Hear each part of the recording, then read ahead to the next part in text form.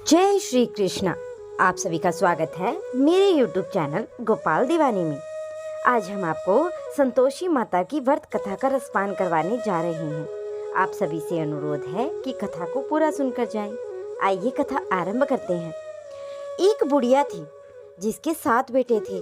उनमें से 6 कमाने वाले थे और एक न कमाने वाला था।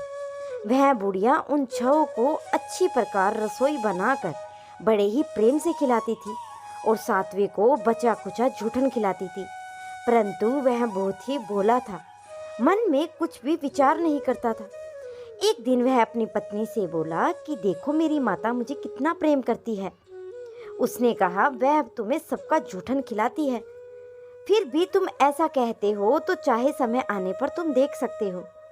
एक दिन बहुत बड़ा त्योहार आया। बुढ़िया ने 7 प्रकार के भोजन और चूरमे के लड्डू बनाए।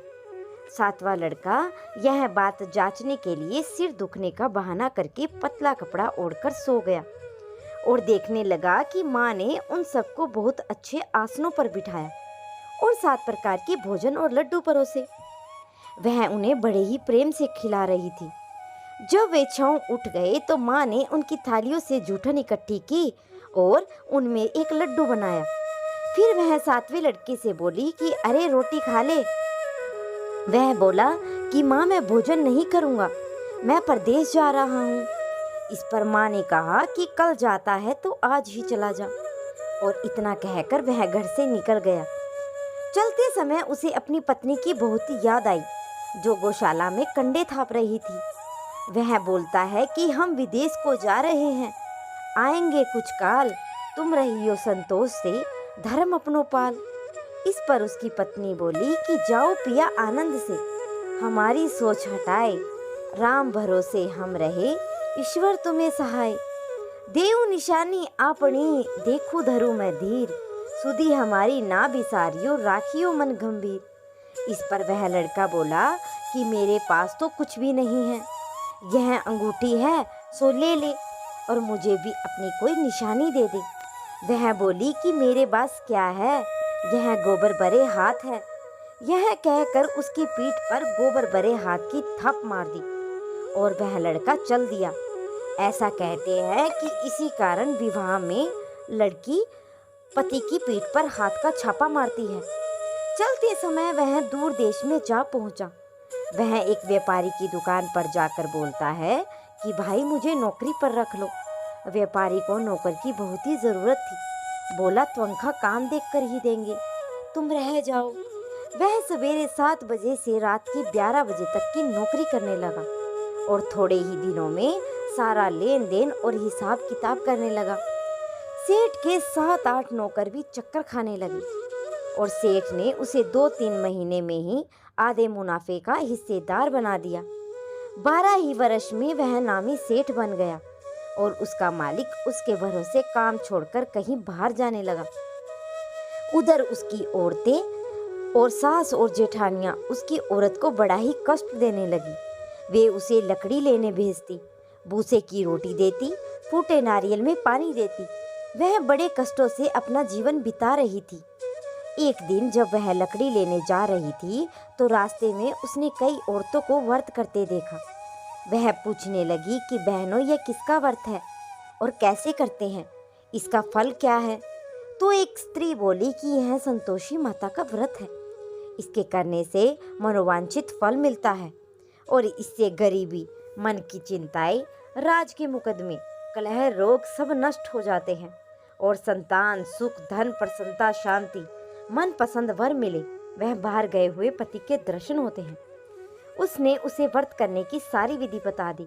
उसने रास्ते में ही सारी लकड़ियाँ और लकड़ियाँ बेच दी और गुड़ और चना ले लिया, जिससे वह व्रत की तैयारी करने लगी। उसके सामने उसने एक मंदिर देखा और पूछने लगी कि यह मंदिर किसका है। तब वह कहने लगे कि यह संतोषी माता का मंदिर है और वह मंदिर में गई और माता के चरणों में लौटने लगी। वह दुखी होकर विनती करने लगी कि हे माँ, मैं अज्ञानी हूँ, मैं बहुत ही दुखी हूँ, मैं तुम्हारी शरण में हूँ, मेरा दुख दूर करो।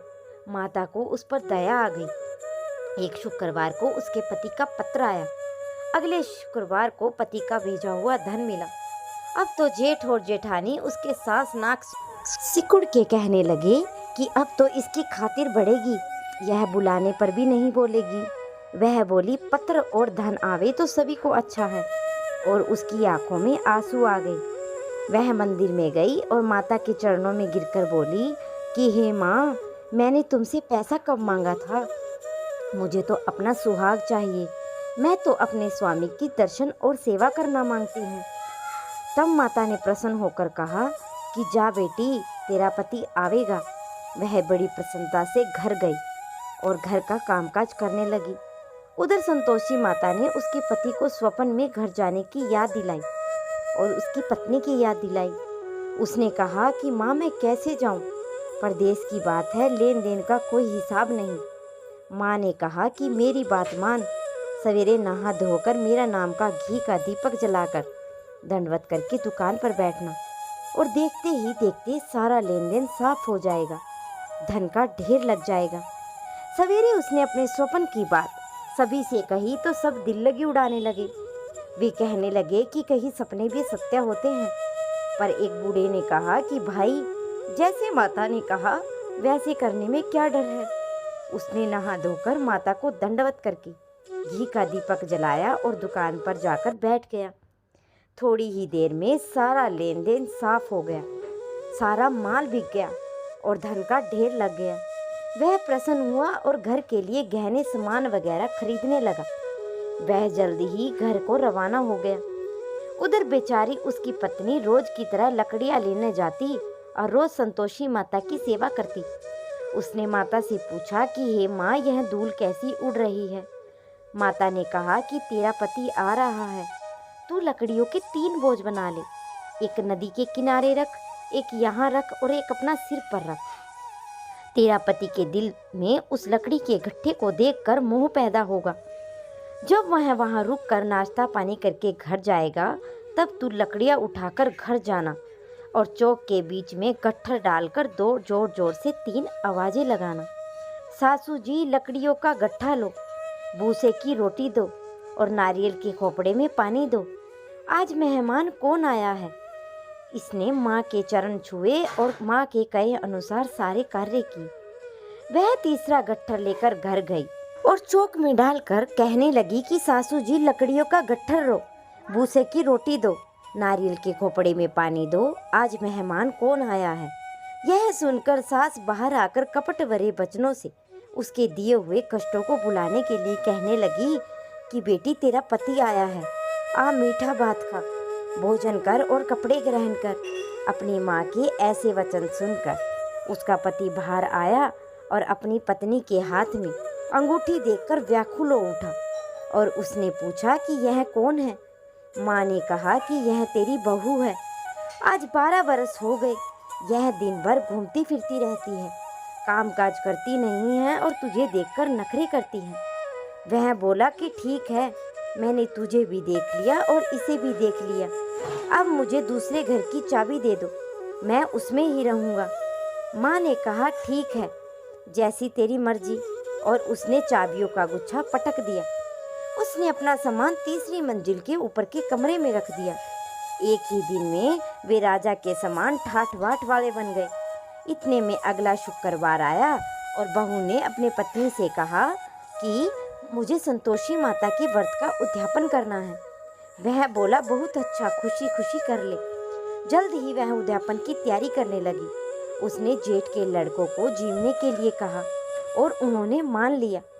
पीछे से जेठानियों ने अपने बच्चों को सिखा दिया कि तुम खटाई मांगना, जिससे उसका उद्यापन पूरा न हो। लड़कों ने जीम कर खटाई मांगी और बहू कहने लगी कि भाई, खटाई किसी को नहीं दी जाएगी, यह तो संतोषी माता का प्रसाद है। लड़के खड़े हो गए और बोले कि पैसा लाओ। वह बोली कुछ भी न समझ सकी कि उनका क्या भेद है और उसने पैसे दे दिए। वे इमली की खटाई मांगकर खाने लगे। इस पर संतोषी माता ने उस पर काफी रोष किया।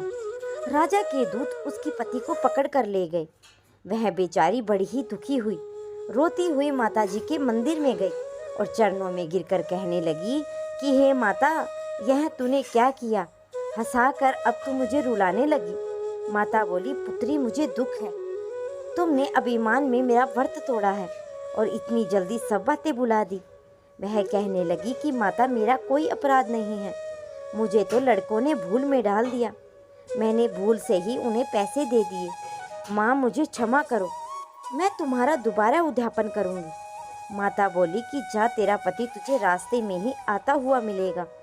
उसे रास्ते में उसका पति मिला और उससे पूछने पर वह बोला कि राजा ने मुझे बुलाया था और मैं उससे मिलने गया था। फिर वे चले गए। कुछ दिनों बाद फिर से शुक्रवार आया और उसने पति की आज्ञा के अनुसार फिर से उद्यापन करने का निश्चय किया। उसने फिर से जेठ के लड़के को बुलावा दिया।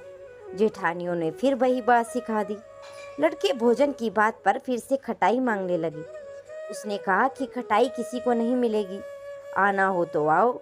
यह कहकर वह ब्राह्मण के लड़के को लाकर भोजन कराने लगी। यथाशक्ति उन्हें दक्षिणा भी दी। संतोषी माता उस पर बड़ी प्रसन्न हुई। माता की कृपा से 9वें मास में उसे एक चंद्रमा के समान पुत्र पैदा हुआ और उसने अपने पुत्र को लेकर वह रोजाना मंदिर जाने। एक दिन संतोषी माता ने सोचा कि यह तो रोज आती है, क्यों ना मैं ही इसके घर चलूं, इसका सासरा देखूं। यह सोचकर माँ ने एक भयानक रूप बनाया। गुड़ व चने से सना मुख, ऊपर से सूंड के समान होठ, जिन पर मक्खियाँ भिनभिना रही थी। इसी सूरत में वह उसके घर गई। देली में पाँव रखते ही सास बोली कि देखो, कोई डायन आ रही है, इसे भगाओ, नहीं तो यह किसी को खा जाएगी। लड़के भागकर खिड़की बंद करने लगे। 7वें लड़के की बहू खिड़की से देख रही थी। वह वहीं से चिल्लाने लगी कि आज मेरी माता मेरे घर आई है। यह कहकर उसने बच्चे को दूध पीने से हटाया। इतने में सास बोली कि पगली, किसे देखकर इतनी उतावली हुई है, बच्चे को पटक ही दिया। इतने में संतोषी माता के प्रताप से वहाँ पर लड़के ही लड़के नजर आने लगे। बहू बोली कि सासू जी, मैं जिसका व्रत कर रही हूँ यह वो ही संतोषी माता है। यह कहकर उसने सारी खिड़कियाँ खोल दी। सब ने संतोषी माता के चरण पकड़ लिए और विनती करके कहने लगे कि हे माता, हम मूर्ख हैं, अज्ञानी हैं, पापीन हैं, तुम्हारे व्रत की विधि हम नहीं जानती। तुम्हारा व्रत भंग करके हमने बड़ा ही अपराध किया है। हे जगत माता, आप हमारे अपराधों को क्षमा करो। इस पर माता उन सब पर प्रसन्न हुई। जैसा फल माता ने बहू को दिया वैसा ही फल माता सबको दे। तो ये थी संतोषी माता की व्रत की कथा। अब अगले व्रत की कथा आप अगली वीडियो में सुनेंगे। तो आप सभी को कथा कैसी लगी कमेंट में ज़रूर बताएं। अगर आप सभी को वीडियो पसंद आई हो तो मेरे चैनल को सब्सक्राइब करें, वीडियो को लाइक करें और कमेंट में जय संतोषी माँ अवश्य लिखें।